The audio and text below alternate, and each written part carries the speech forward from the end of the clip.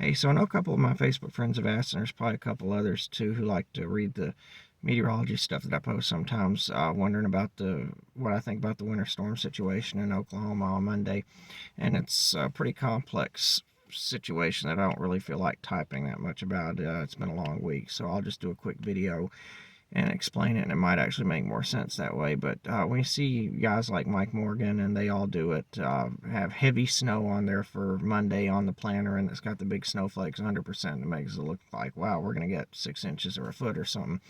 And that's just not really going to be the case. We might get 6 inches or a foot that falls from the sky, but that's not going to end up being what lays on the ground, what sticks to the ground after that. Because in an ideal situation, from the even before the precipitation onset, but the precipitation onset to the end of the precipitation event, if it were freezing or below, yeah, we could get that much, but that's just not going to be the case. We're going to have a warm layer of air at the surface. It's going to start out as snow in the sky because it's going to be below freezing from the cloud level to a certain height right above the ground.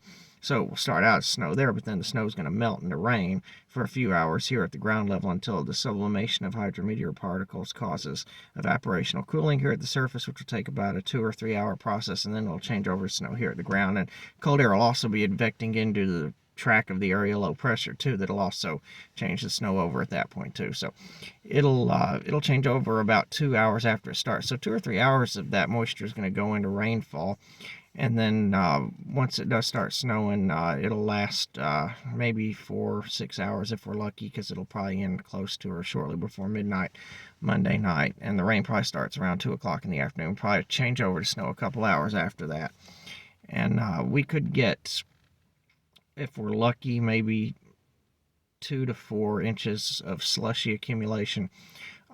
It now, if the data is 1 or 2 degrees off 1 or 2 hours earlier, that could be a big difference. Then you could be talking 4 or 6 inches. If it's 1 or 2 degrees warmer 1 or 2 hours later, then you could end up with rain most of the event or half the event and end up with less accumulation. So with an inch or less. And the further south you go, it tend to be less accumulation. The further north you go, there'll be more. So, but probably right around here in Oklahoma City and Norman, probably 2 to 4 inches of slushy accumulation. Now, further northeast you go, the system's going to bomb out a little more. Bomb out meaning the cold air is going to wrap into it quicker with the heavier precipitation expanding. So up Tulsa way, maybe up towards Siloam Springs, Branson area, those areas could get maybe half a foot or more.